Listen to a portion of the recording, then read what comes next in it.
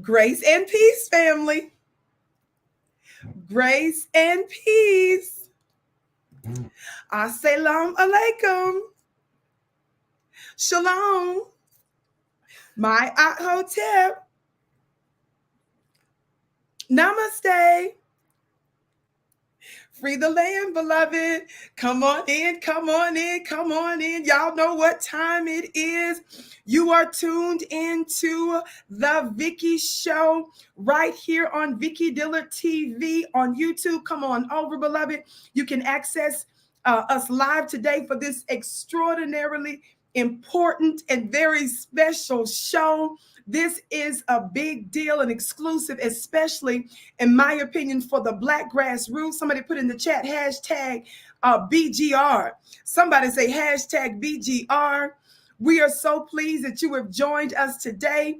This is your sister with the curly braids, Vicki Dillard. I want you to let everybody you know that I am with our beautiful candidate, Marcel Dixon, who is contesting James Clyburn, among others, but the main one is James Clyburn. And you all know we've been giving him that everlasting word. So now that we have someone that we can support, watch this, and I believe also hold accountable for standing for Black initiatives and being Black first, I want you to tag 5 people, let them know that Vicki is live on her own channel. I want to thank you all so much for sharing this channel.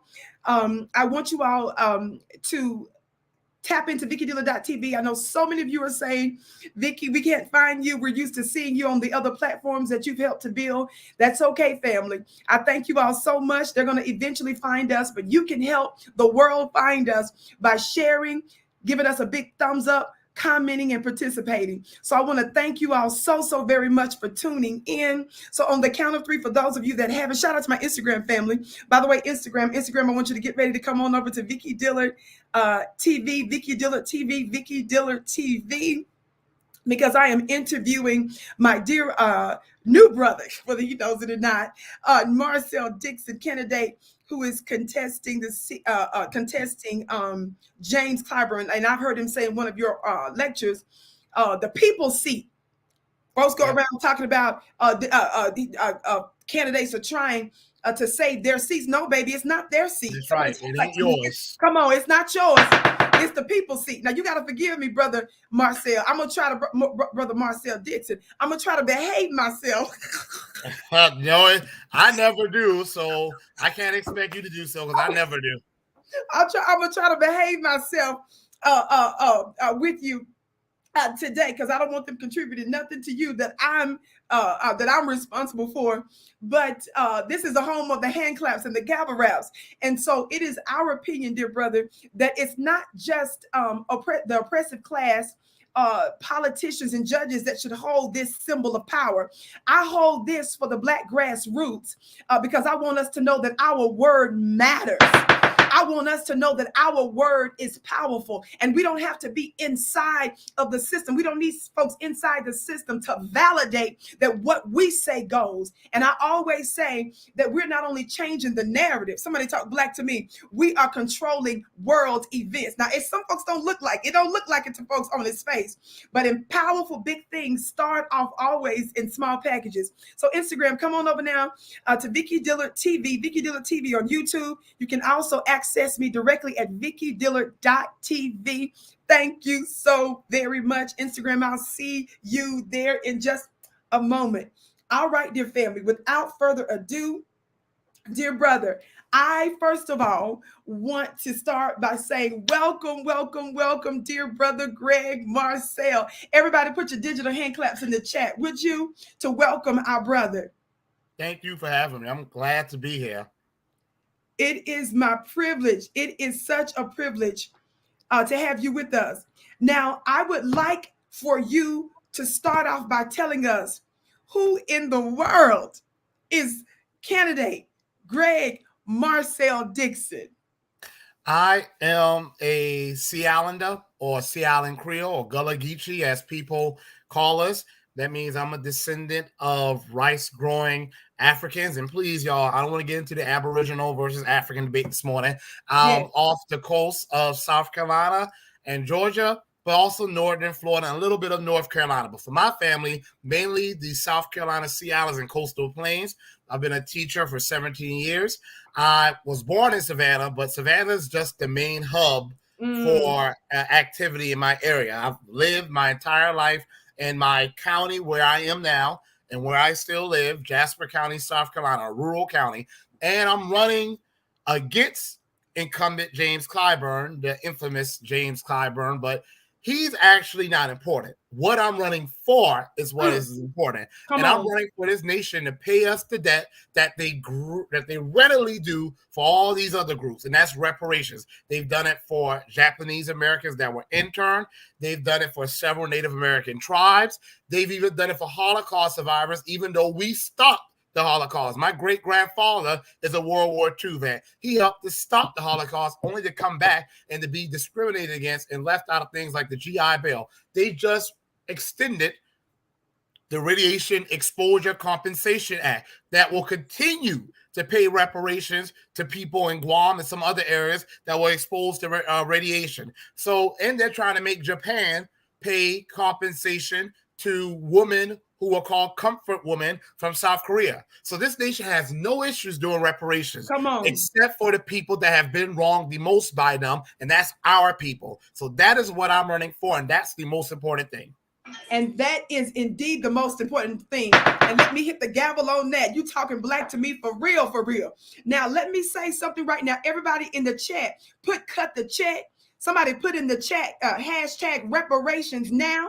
Y'all share this broadcast on the count of 3. For those of you that have it, we're going to go overboard with this today. On the count of 3, for those of you that have it, I want you to hit that thumbs up button. I want you to share, and let everybody you know that your sister with the curly braids. Y'all gave me this title, Queen of Black Media, the new Black media, the grassroots, those that they consider to be nobody, those that are considered to be the voiceless, those that are rejected by the established, but nevertheless the sons and daughters of the builders of America. Somebody talk black to me, that's us. So we are here live and direct. So on the count of 3, hit that thumbs up button and share. Are y'all ready? 1, 2, 3. Thumbs up, thumbs up, thumbs up, thumbs up. Is this your YouTube channel, Vicki? Because I'll share it to my page too. What's your YouTube channel? It's VickiDillard.tv. Okay. VickiDillard.tv. Yes, sir. And if it's okay. I think I see it in your Twitter page. Yes, okay, sir. I'm gonna share it on my page too right now. Thank you. Yes, that's who I am, y'all. A very normal person. Ain't nothing special about me, but it's something special about us. So I can't put me. It's not me. It's us. The only thing that makes me special is that I'm one of us. So that's who I am. Share it right now. Beautiful. Now that you've told us a little bit about yourself, told us who you are, what you not only who you're running against, but what you're running for. Reparations, dear brother, I have been teaching and literally beating the hammer since 2017. That's when I was a part of some platforms such as Fly New Being Queen, Your Black World, and other large platforms over the years that I've helped to build. I have from the beginning been pushing Black First initiatives. And among them, of course, and most especially is reparations.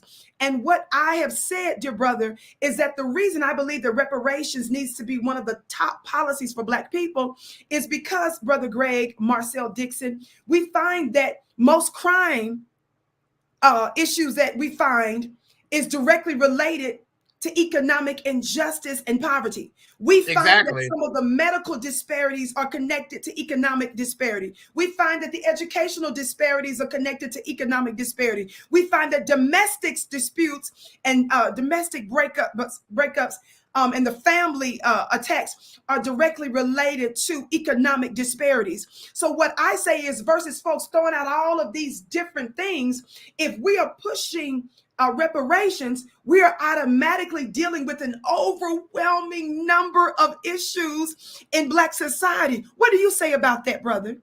Absolutely. One of the most despicable anti-Black talking points is Black on Black crime, which I'm going to shut that down right now. Come on. First of all crime is intraracial. The majority of white people are murdered, raped, assaulted or victims of crime by other white people. Majority of Asian people, victims of crime at the hands of other Asian people. Same thing with Native Americans. Same thing with people of Hispanic ethnicity. Hispanics on our race, whatever race they want to identify, is usually done by the hands of people of their own ethnicity. That's number one. Two, if people know how to do math, I'm not a mathematician. I've only taught social studies ELA, but you know how to do math.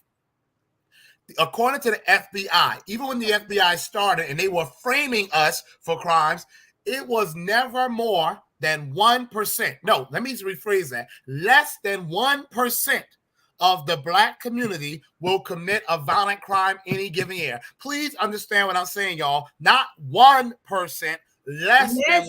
Let's make sure we get that right. But then, Vicki, another thing we need to be cognizant of. When Black people are arrested, the FBI data doesn't shows arrest. They simply show who was arrested for a crime. They don't show convictions. So Black people are over policed. We are the most likely to be stopped and frisked, most likely to be pulled over for things that other communities will pretty much get a slap on the wrist for, if even that much. So obviously we're going to be the most arrested, but the FBI doesn't show conviction. So just because a person's arrested for a crime doesn't mean they commit that crime. But here's the real kicker. Black Americans are the most likely to be wrongly convicted and most likely to be exonerated for a crime. 62%, according to the Freedom Project, and there's another organization that actually investigates cases. 62% of the people they find that are innocent of a crime for which they were convicted are Black men. When you add Black women, it goes up to 70%. So if anything, Black Americans are the most likely to be wrongly convicted. So they get a Black face and say it's a Black face committing this crime, but we don't even know if that's the case. But as you said, though, when you do have communities that have a high level of crime, those are usually the most impoverished communities. Okay.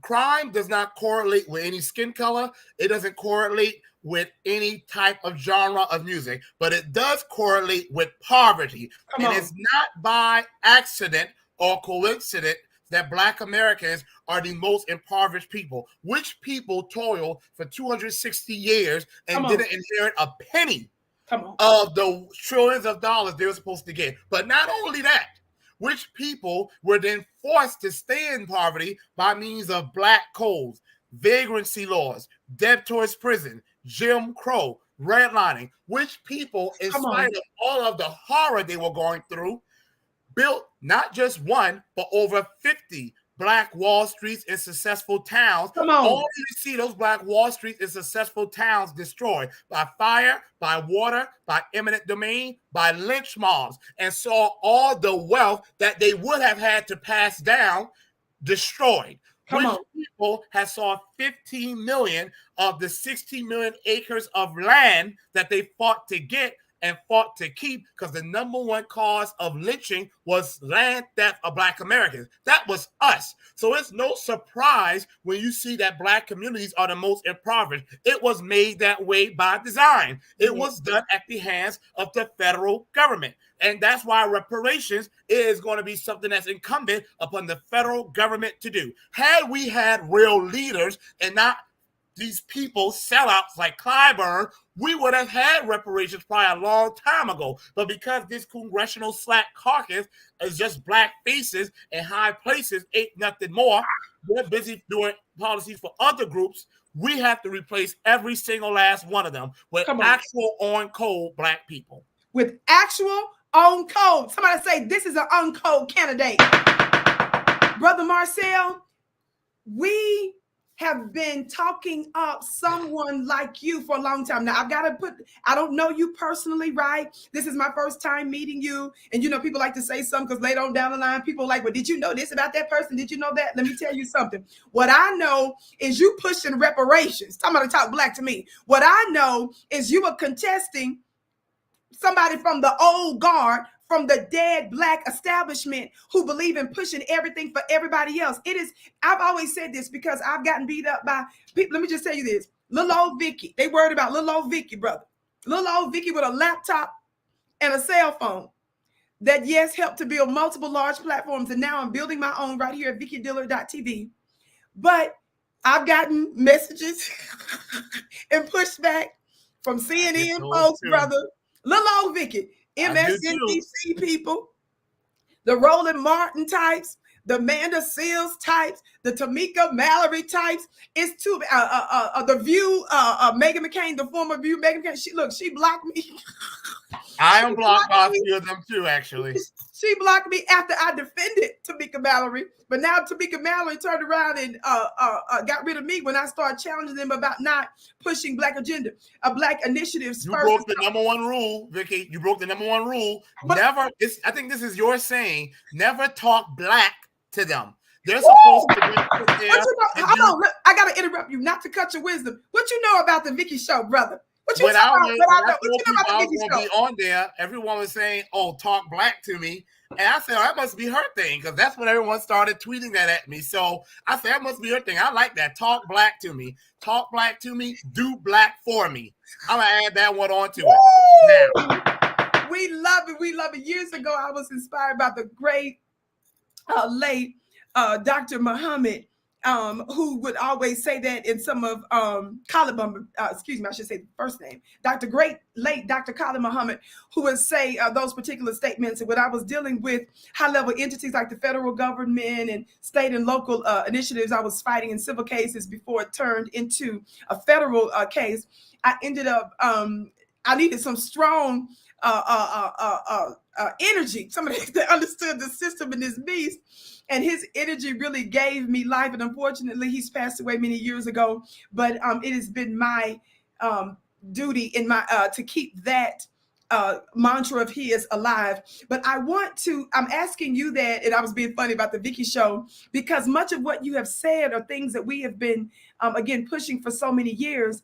And even though they laughed at the fact that I was using the cell phone and the laptop, and who do they think they are over there, and we're not a part of the establishment, you were speaking and saying some things. I've watched a few of your campaign messages. I've been following some of your stuff at a distance, and because I've been transitioned with building my own network now, and mostly because of my health, I've been out of the loop for some of the stuff. So the V-Hive, specifically one of my V Keepers, that's my male supporters, the V Keepers, the digital family, they were so excited and wanted me to bring you on. And so we made sure to make that happen within this particular time, because not that you never, the idea never came, but apparently you got something coming up here June 14th. Before we go into more questions, please talk very quickly. Why is June 14th important? June 14th is election day. We've had early voting, but tomorrow is the actual day. So y'all, tomorrow is the day where we can decide if we're going to allow Clyburn to get back in there and just make excuses for his unforgivable failure of us, or we can decide we're going to make a change and put someone in there who is going to fight like hell, and already has been long before I decided to run, to make a change for us. So that's why tomorrow is so important. So you're in South Carolina, I really need you to come through. If you know someone in South Carolina, tell them Marcel Dixon. Check my platform out. Tell them we can make excuses or we can make a change, but we can't do both.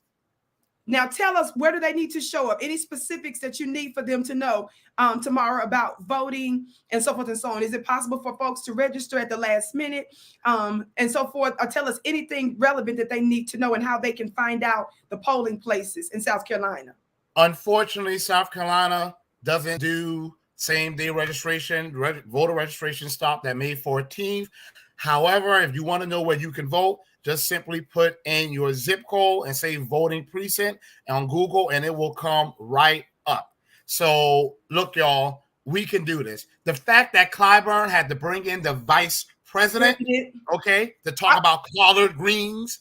When she goes in front of Asians, she talks about policies. She goes in front of Hispanics, she talks about policies. Native Americans, she talks about policies. LGBTQ, policies. Gets in front of Black Americans, collard greens. The disrespect for us is unforgivable. But the fact that he had to ask her to bring her Chucks and Pearl and Scooby ass down here to South Carolina, and the fact that I had a rousing applause at the end, And then so bad that Clyburn's little boy, John Wright or whatever his name is, had to get on TikTok and talk about Clyburn has been working on heirs property. No, he hasn't. Because had he been doing that, how come black communities like Charleston, Hilton Head Island, and South Carolina are now majority white, but when just some years ago, they were all majority black? So the fact that Clyburn is at least trying to pretend to talk black, come on, but he's acting black, come is on, a testament that he is feeling the pressure. Well, let him know this is just the beginning. Let him feel the boot when he kick him out of office. Come on now. You all, let me tell you all something. I think y'all might have missed this because this is exactly one of the articles I had queued up that I wanted to talk to you about. And this particular one, I want you all to see this. If James Clyburn is so confident, family, I need y'all to listen. If you, the black grassroots, are such nobodies, y'all better listen. If our brother Greg Marcel Dixon was a nobody, why do they have the vice president of these United States, Kamala Harris, doing a fundraiser and stumping for James Clyburn?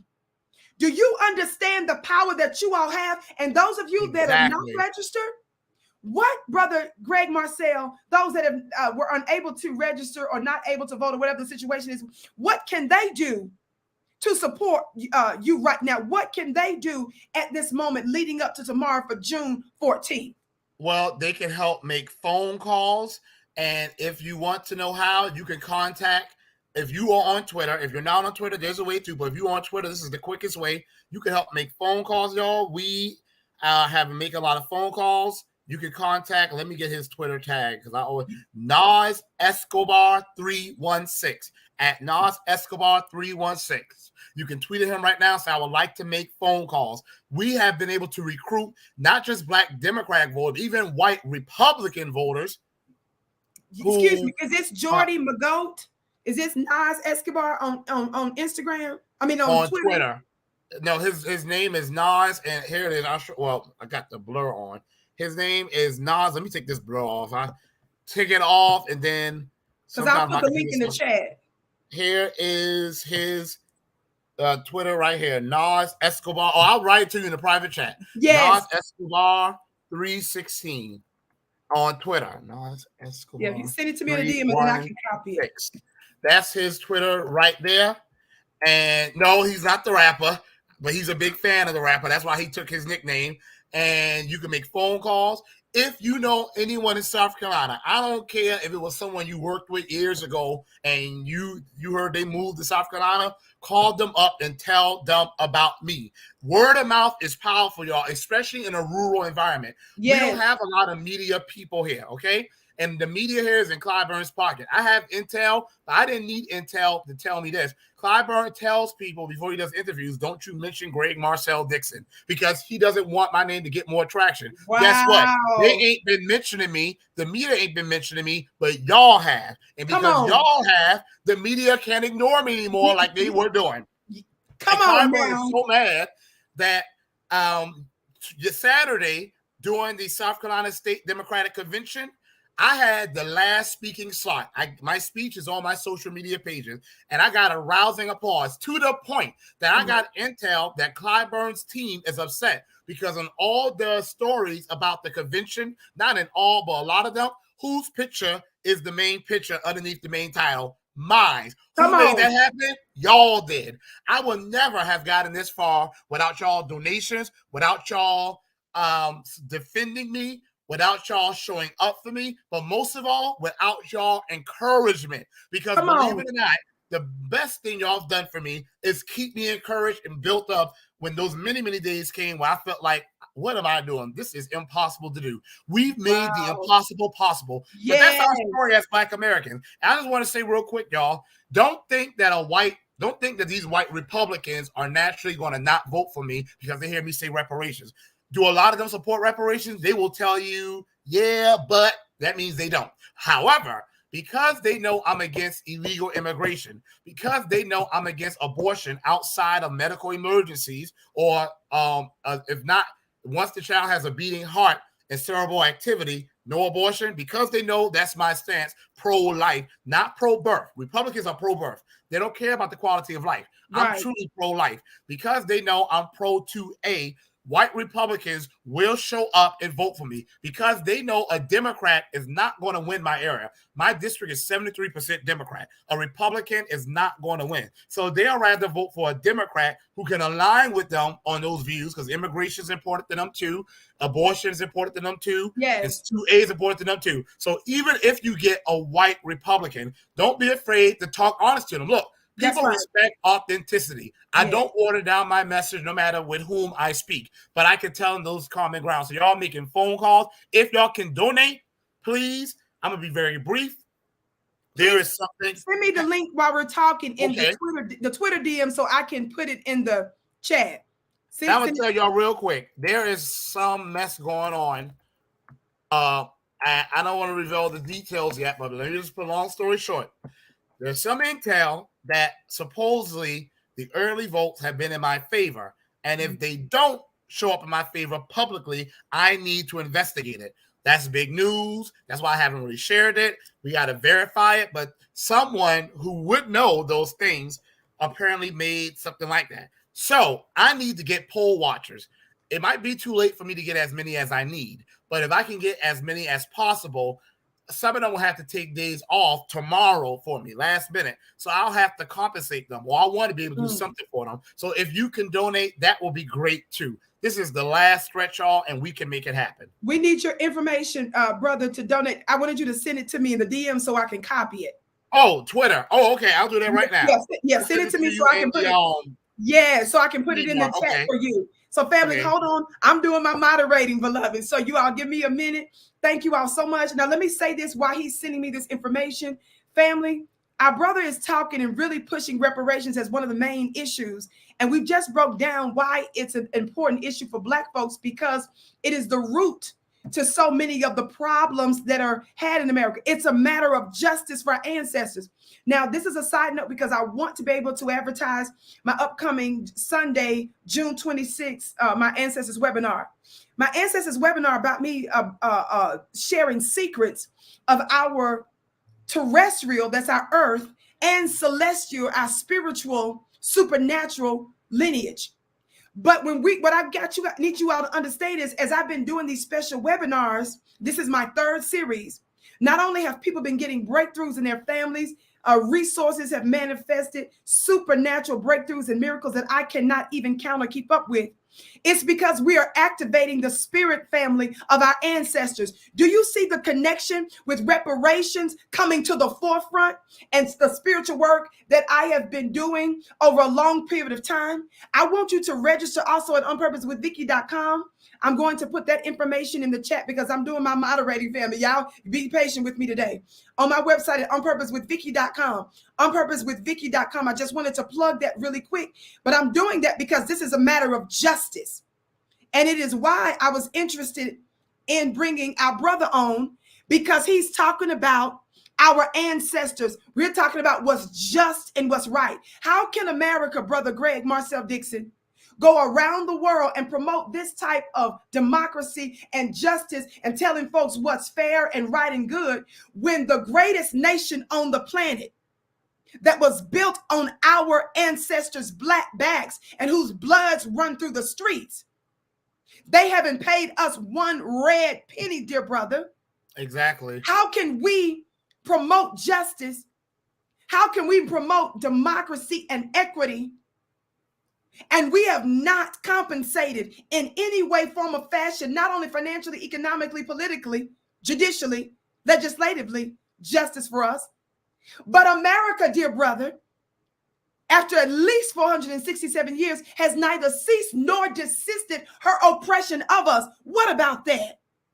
Exactly. It's the height of hypocrisy. Right now, Australia has agreed to do reparations for the stolen generation. And of course, you got all these accolades from this administration about Australia doing the right thing.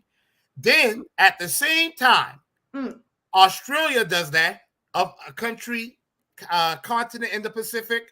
This country, this administration expands the Radiation Exposure Compensation Act. I'm going to keep doubling down on that. For Guam, an island in the Pacific, which is really reparations for the fact that they were exposed to radiation when the U.S. would do on-surface nuclear bomb testing. Wow. What a slap in our face. But then tell us that he might consider doing a study on reparations if Native Americans are included. Wait a minute, hold the hell up. Last time I checked, Black Americans are not allowed on the reservations that Native Americans own. Last time I checked, when Native Americans are pocketing billions of dollars from their casinos and hotels on their reservations, none of that money goes to us. Last time I checked, when Native Americans are tax exempt, that doesn't benefit us. When they get free education and direct monetary payments, that doesn't go to us. So why the hell does our justice claim have to include them? Second of all, study. What you mean study?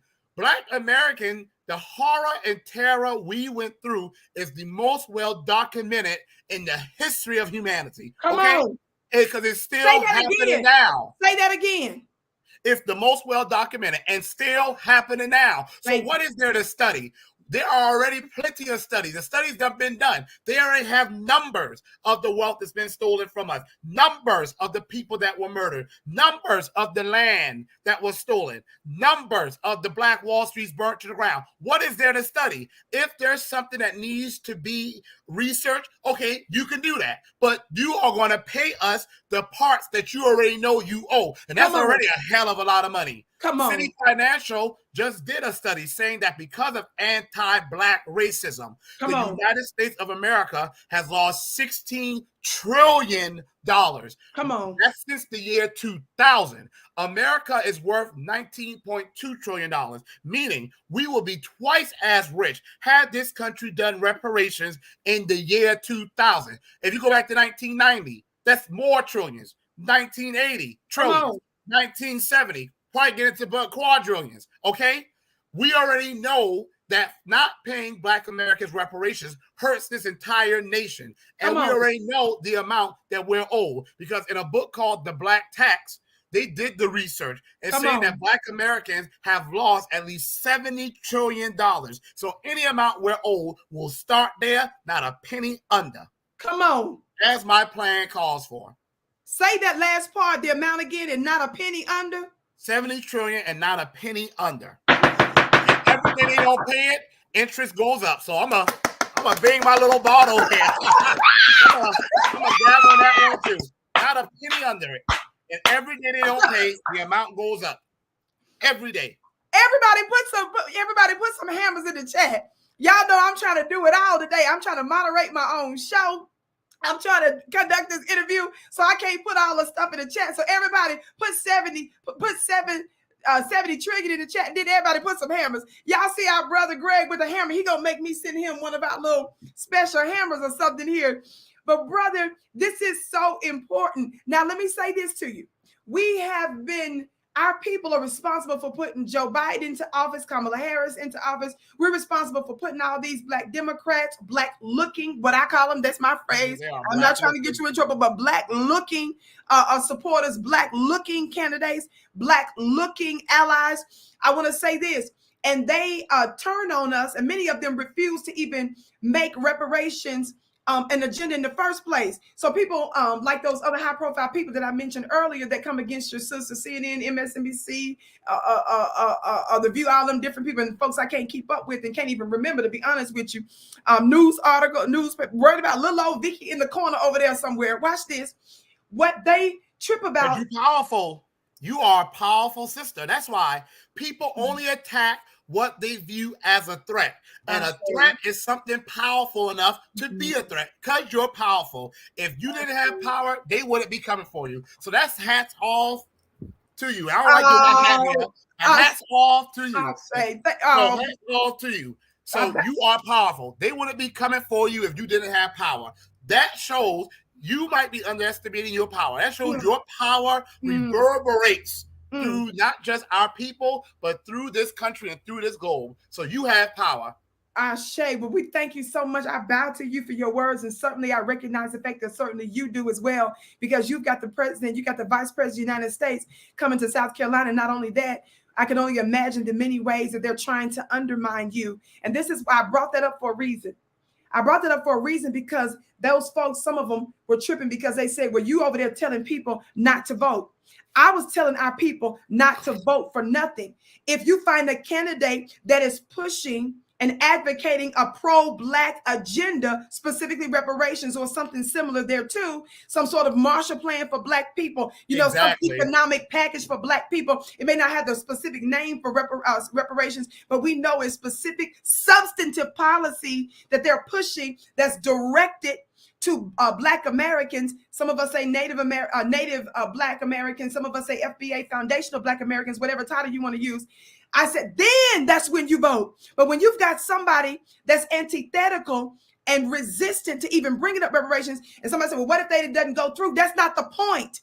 You have to get with a candidate that's willing to push your agenda. That's why they have big campaign donors and folks, because when you donate big, they're expecting you to make policies a certain way. When you're supporting a particular candidate, it's because Joe Biden or one of the Republicans, whoever the candidate is, has agreed to push a certain type of policy. That's why the big donors and certain people go for them. It's not because they are 1,000% sure that it's going to be successful, but it's because they know they're going to advocate for it. They advocate for it. They're going to stand on it. The Democrats, for the most part, have not even been willing to say the word reparations, let alone make it a part of their initiative like you have. So I'm asking you, why is that the case for you? Number one. And number two, are you willing to be held accountable by your people that are tuned in now and beyond? So let me say something real quick. I want to be real quick. You are right to put the onus on the Democrats. I call them the Demorats, because if you're not taking care of Black Americans, the people who keep you in power, because without you wouldn't exist, you are a damn Demorat. So let me be very clear. I'm so glad you didn't do what I was afraid what some people do. Some people want to bring up the Republicans. I ain't worried about the Republicans. Come on. They want to tell us the Republicans are so bad. If the Republicans are bad, then why the hell would I be looking to them to do anything then? That makes no sense.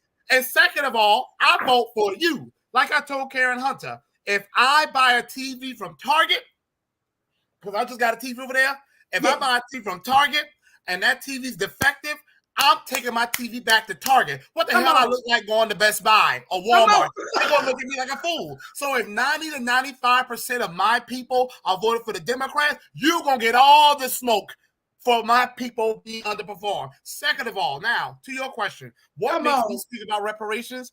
I am a person, like I said on my bio on my website, I've always, even though I was as a kid in middle school, I was horrifically bullied. I was always a person, though, who had a strong sense of justice about what was right. And my family, especially my mother, my great-grandmother, they always had a strong sense of justice. My mother one time got a speeding ticket, and she went to court, and she saw the judge and the officer, and they were sitting there laughing, and then the judge addressing her by first name, just real unprofessional. And she saw that it was a good old boy system. So what did my mother do? She went to school to become a paralegal because she wanted to become a lawyer eventually. Unfortunately, my dear grandmother died from medical racism. Wow. My dear grandmother died 4 days after I turned 9. My father was out there cheating, and my mother said she was finally going to divorce him. Then we got into a bad car accident. We was underneath an 18-wheeler. Life happened, and my mother she stopped going. But wow. I think I inherited my strong sense of justice from her, and I think when she decided that she wasn't going to pursue that anymore, I think she gave that energy to me. And that's why I think I have such a strong don't back down attitude when it comes to doing what's right. I'm like this as a teacher. Yeah, I'm that teacher that some parents going to complain about because they think I'm too tough on their kids. No, you ain't been tough enough on your child. That's why your child in my class reading on a second grade level, and I'm teaching 6th grade because you ain't been tough enough. But by the time that child leaves my class, that child is reading on an 8th, 9th grade level. I've always been bold. I've always been unrelenting. Administrators would try to come for me because I didn't back down to them either. I've always been that teacher that people, the administrators want to target. So this is just me continuing to be what I feel I am fortunate to be, a person even if everybody else in the world doesn't agree with it, if I feel it's right, I'm going to stand my ground. And like I said, I think I inherit that from my mother, but it's also not just my strong sense of justice. It's a strong sense of love for my people. Oh, It's a strong sense of love for my people. I have seen too many of our people, my great-grandparents, who I was fortunate enough to get to know. I've seen when they all died in my late 20s, early 30s. I've seen them be put in the ground, and it tears me up every time I think that they were put in that ground without receiving justice. When I see my mother and father, even though my father wasn't perfect, no one is. When I hear about their childhoods that were brutal, yes, there was love in my mother's life. My father's childhood was a little bit sadder, but when I see that what they went through as kids and that they have grown older, and they don't look old, but they've grown older, and they haven't gotten the justice that they're owed. When I read the obituary, I see all these black faces that are gone and did not get to see justice. I say, not one more generation. Come on. Not one more generation. First of all, I want to acknowledge all of you that are giving super chats. Excuse me. Thank you. Your gifts are blessed 1,000-fold. Every single one of you, family. I'm doing my own show. I'm a one-woman show for real.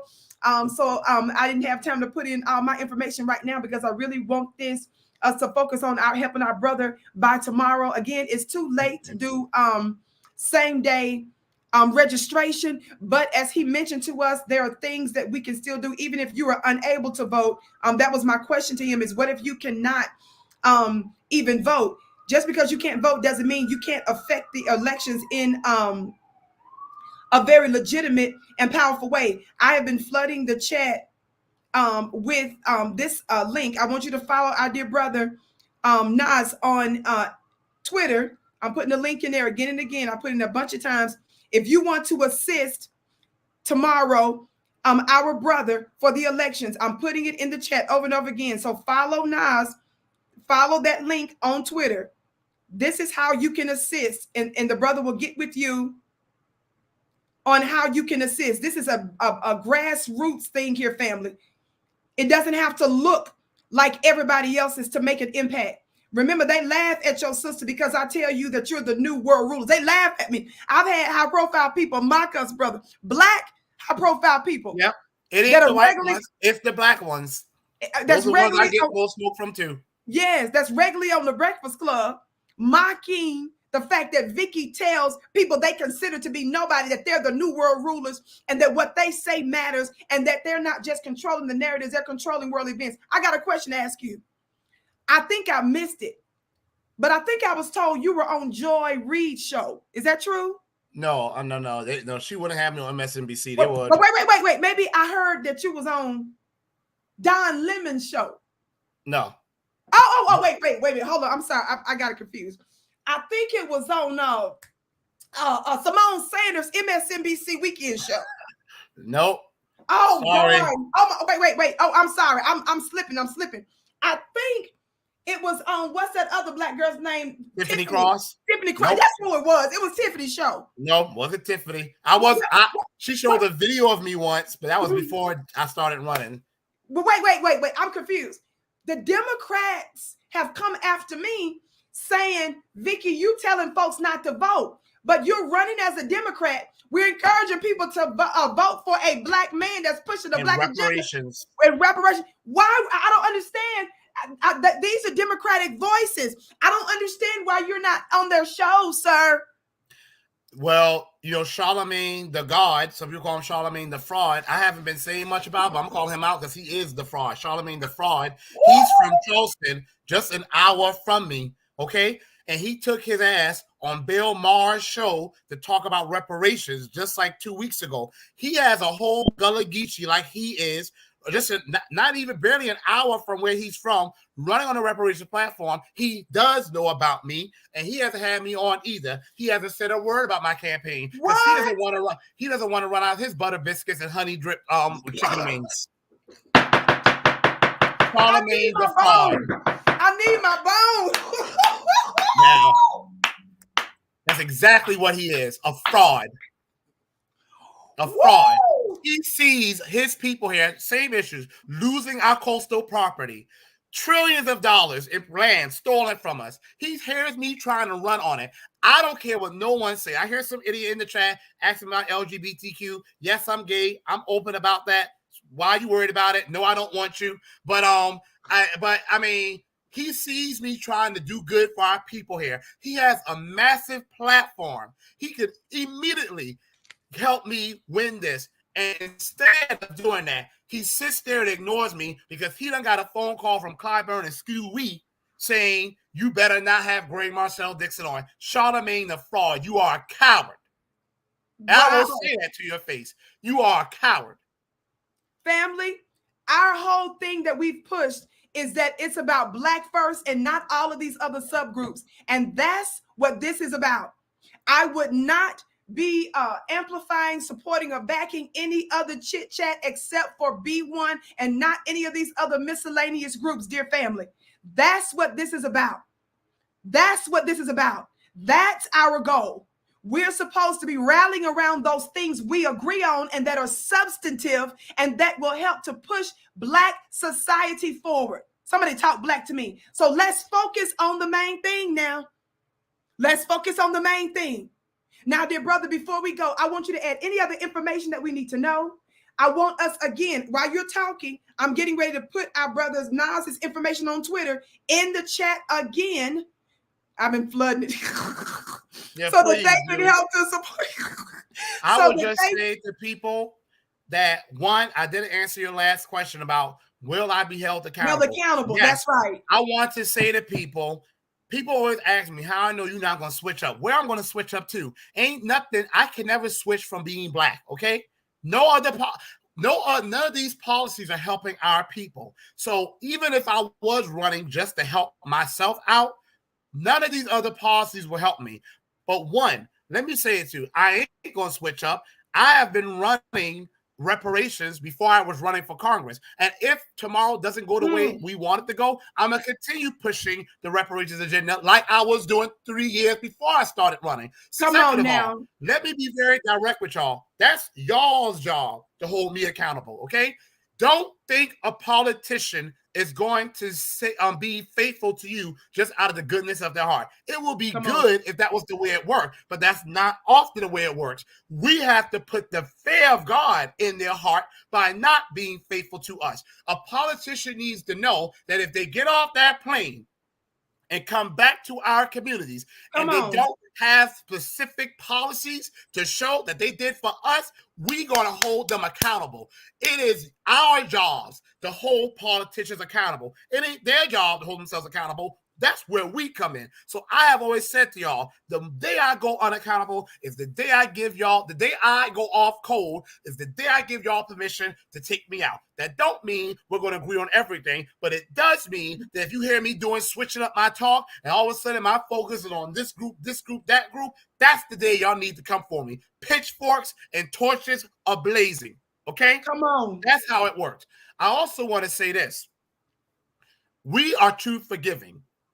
We are too forgiving as a people. We keep letting people do off cold stuff, and we still rocking with them.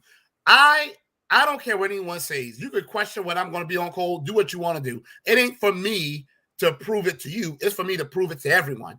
But my thing is this. I'd have been in front of this group, that group. I'd have been on this show, that show, this show. No one could ever point out where I've ever put any agenda before reparations. Every single show, and I've been on over 70 of them now. Y'all listen, y'all listen to this. This is what's important to me. That's why I don't want you to be bringing up all of this other kind of stuff. It's Black first. It's B1. When we say Black first, I've always said this.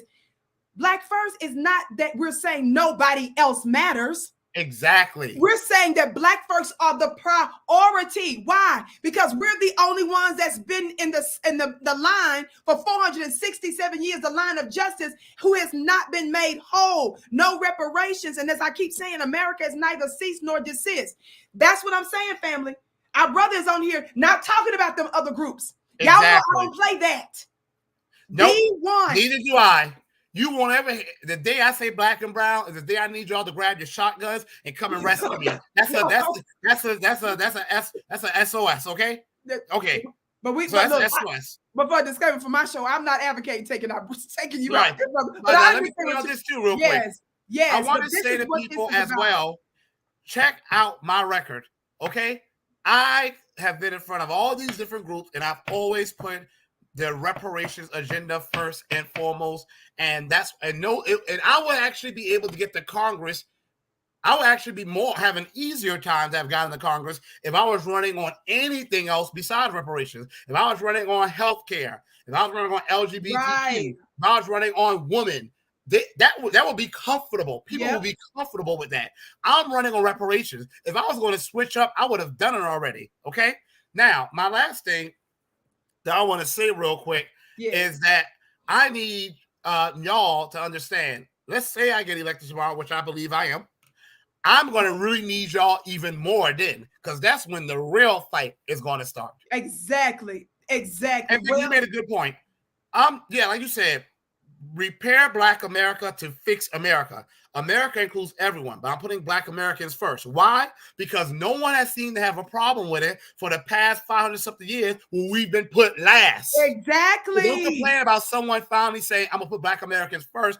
You've had all these people in Congress putting us last. And that's exactly right. And I'm going to hit the gavel on that. So, dear family, all of the important and powerful information is in the chat. I'm so glad that some of you all were able to show up for an earlier show that I know I don't do at this particular time. And my schedule has been off for my new platform, but I'm going to continue to build it. You all know I put my health first. So thank those of you that continue to support. Family, make sure that you're looking at the community page on YouTube. Subscribe to Vicki Dillard .tv. Tell everybody you know, share, repost. I give you permission to take clips from this video, this interview today, and put them out there. 30-second videos, 1-minute videos, 2-minute videos. You don't know how this impacts folks. Tag folks on Twitter, tag folks on Instagram. This is about a B1 agenda. We don't have to agree on every single thing that's happening in everybody's life or even all the other initiatives. But we have been demanding, family, and we have been over here in Black Grassroots demanding that reparations be made the top issue. We've been saying cut the check, and that's the focus. And since this is what he's saying is his focus, that's why we're doing this interview, and that's why I'm saying we need to do that, and we are going to be holding him accountable, and most importantly, we're holding America accountable through him to cut the check for us. We see that America has all the resources she needs. When she cut trillions of dollars, when they had this world emergency out of nowhere, most Americans got checks. Ukrainians. And they got another check. Right. And they're talking about more money and resources. Then they cut checks for Ukrainians. Then they cut Afghanis. Afghanis. Then they keep cutting checks and still proposing more checks for the Ukrainians and housing illegal immigrants, spending around $60 to $100 million a day housing illegal immigrants. Okay, come on, yes. So, we have the money, we have the resources, and none of those are studies, family. When the AAPI community, the Asian Pacific Islander community, in 1 year's time, claimed that they were being attacked and dealing with discrimination and racism and stuff under a Democratic administration. As soon as Joe Biden got into office, watch this. They not only got legal protections and made a big scene about it, but the Democratic administration, Biden-Harris administration, helped to redirect $50 million to them. No study, no special hearings. They cut the check and they redirected money that was in other departments, you all, under different sub names and stuff to give their community money. And we found out what happened. The FBI report, census report came out and found out that statistically some of their numbers barely changed. And the number one group of people that's still the number one target of racism is Black people.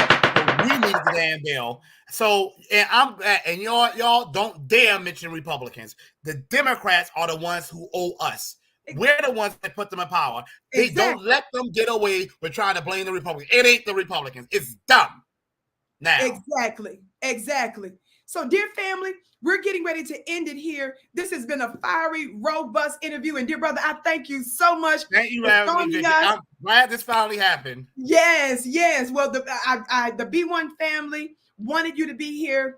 and I'm connected to the B1 family. And again, because you're specifically pushing reparations, because you're specifically pushing a Black first agenda, again, showing respect to everybody else, but I say it like this: when you're in an emergency room and somebody comes in there talking about they broke a fingernail, and somebody else said they got a headache, the headaches and fingernails gonna have to wait. Right. The people that suffering strokes, they go right to heart attacks, and the people that's legs chopped off that need amputation, the people with the most severe situations are the one that get seen first in the emergency room. Especially when you cause the heart attack or you cause the stroke. In this situation, we're in there with a heart attack and a stroke, and America caused it. And America damn well going to take care of it. Come on.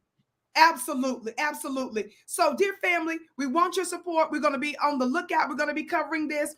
And family, again, still support. Subscribe to VickiDillard.tv. You all know my schedule is not the same, but I'm going to be giving you content. I'm working on other things. You can follow me on Instagram, Vicki X Dillard, VICKI. Follow me on Instagram at Vicki X Dillard. Follow me on Twitter, Facebook, and I'm on TikTok. Just put up Vicki Dillard, VICKI. I'm pushing my brand in a different way. I have a beautiful team that's helping me with other projects. It's going to take some time. Toward the end of 2022, you're going to see what some of those are. I'm so excited about it, dear family. So your sister is working on a lot of stuff, but putting my health first. So I got to pace myself. So you all know I'm not going to let somebody try to take your sister out. And the only way I can do that is by taking care of myself. So thank you. So stay tuned when I am here. Stay tuned to my posts. Stay tuned to my other platforms, social media, because I'm going to be following the election with Marcel Dixon, because he's pushing a what? Pro reparations, cut the check, B1 agenda. That's what's important to us. We don't need to bring up all that other stuff. Somebody talk Black to me. Thank you again, brother, for being with us today. Thank you so much, Vicki, for having me. I just want to say, like you said, Black American, B1 first. He's just that Black first, not Black only. But the crazy thing is, what helps Black people helps everyone anyway. Exactly. So thank you, Vicki. Thank you all for everybody for having me too. I appreciate it. Thank you all. Thank you. Thank you so much. So family, again, register for Sunday, my Ancestors Webinar 3. I'm going to say that one more time. I'm going to put the link in the chat before we go. Register. Put this date in the chat, somebody, for me, because you all know I'm doing my own moderating right now. It's all good. I'm a one-woman show for real, for real. Sunday. I'm putting it in here. Sunday, June 26th.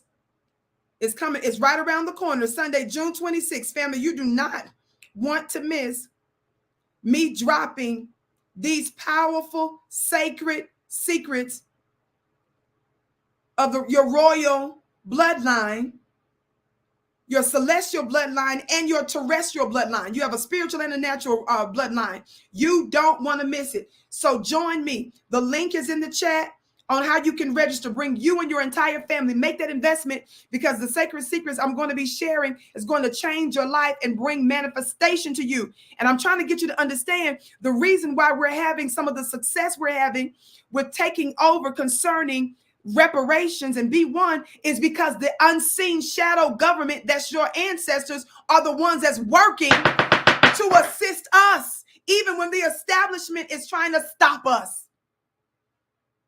Are you all hearing me?